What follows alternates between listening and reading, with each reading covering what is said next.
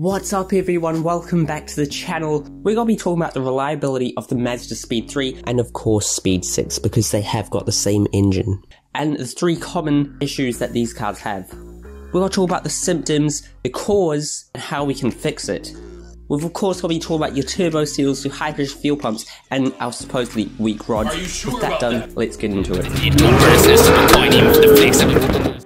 So let's kick it off with turbo seal. So let's talk about the symptoms. What are you going to notice? So once you're warmed up, at idle, the car will have quite a lot of white smoke. Slightly blue smoke, but mostly white, coming out of the exhaust.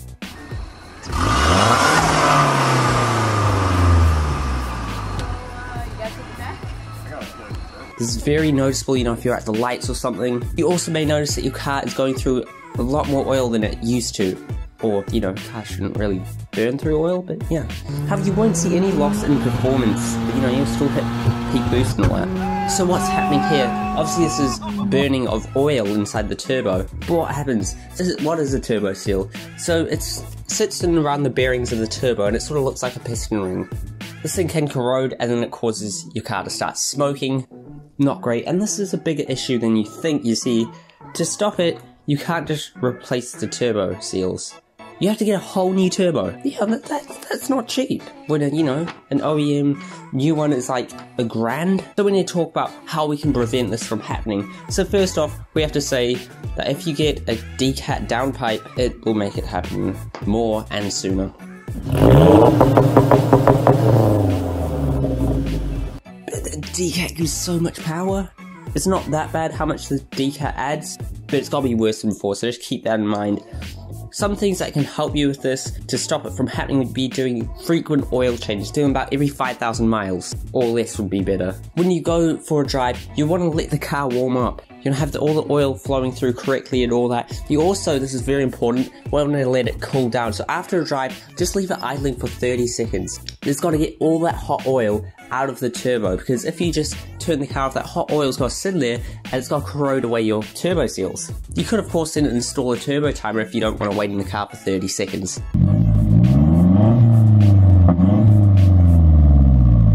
What if it's already happening? What if there's already smoke coming out? How do you stop that amount of smoke going out? So this would be switching to a thicker oil. So now if you're running 5W30, switch to a 5W40. In most cases, this will stop the smoke happening for a while. It'll of course come back at some stage, but if there is still smoke coming out, it'll be far less smoke coming out by using a thicker oil. So, do you want to fix it? Let's go, let's try to fix this. So, there are a few things that you can do before you replace it just to make sure it's not them. So, you know, you don't want to be shelling out a freaking grand on a brand new turbo. Let's just try this cheaper, easier stuff. So first of all, this is what basically everyone says, the oil restriction bolt. It's on the top of the turbo and people say it works, but I mean, from mine and many other experience, it doesn't work. But hey, you know, it's easy to do, you might as well try it there. Because what if it does work? Next up, your PCV valve. So this thing deals with your crankcase pressure, but to replace it is quite hard. Yeah. Next up can be an oil catch can, which if you're modifying it, hopefully you should already have it, and this will just stop oil entering the intake again. Okay, so none of those other fixes really work. It's your turbo seals, you need to get a new turbo. Now if you are going to do that, here's my advice. Don't go for a new OEM KO4 turbo and go for something like a Corksport turbo or a CST4. Or of course you'd go for a used KO4, and that's a lot cheaper, but then you could blow turbo seals again. For something like a CST4. And you're getting a way more reliable turbo and you can make way more power on it, so I guess if you own a Speed 3, you want to make more than 310 wheel horsepower. And for that, you need a bigger turbo. That CST4 will set you back about $1,100. However, you don't have to get a new turbo, okay? If there's no loss of performance, you'll still hit, you know, same boost, AFRs, whatever. It's not really going to do any harm if you just leave it. You might think it'd be worth saving the money, you know, to have it smoking at lights. Which can get a bit embarrassing, and also constantly filling up your oil, which of course costs money. So you need to make the decision, am I embarrassed enough, and do I want to keep wasting money on oil, or should I just get a new turbo? Oh, look at that. Let's go to our next problem, your high pressure fuel pump internals. So basically, you know, you have your fuel pump in the tank, then all your fuel lines run it to your fuel rail. And since we've got direct injection, it's got what's called a high pressure fuel pump, and this is at the fuel rail and it increases the pressure and the volume of the petrol going to the engine. So what happens when these fail? Well, the fuel pressure will drop, so then your engine won't get enough petrol and it'll be running very lean, which will cause your whole engine to pop a massive kablooey. So yeah, not great. This should always be your first mod, because even stock, if you put a lot of load on the engine, let's say, you know, you go into 5th or 6th and floor it from low revs, they can fail from that. So it should always be your first mod. However, you can usually get away with just doing an intake or something, getting 280 horsepower at the crank slash, you know, 250 at the wheels.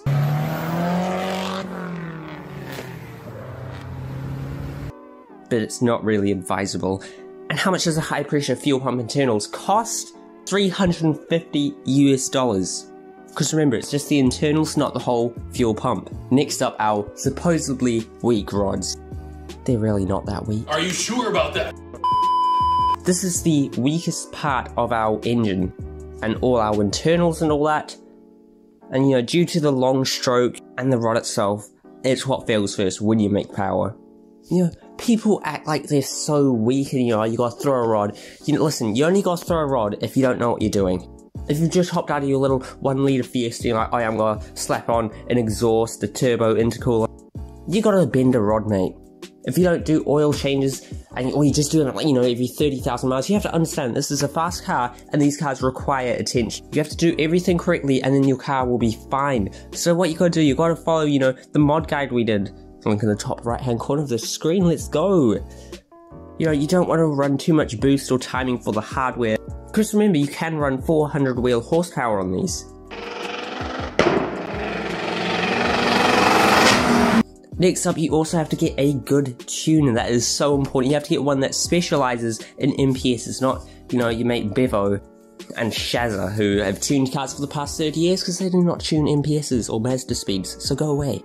And you want to do lots of maintenance, frequent oil changes and spark plugs. And here's a little bit of a misunderstanding. Most people think that the limit to an engine is the power, but it's actually the torque.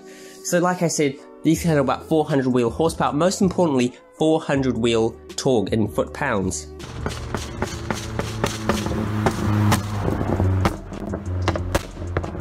So how can we get around this? So when torque hits its peak amount, it will be about in the middle of the rev range.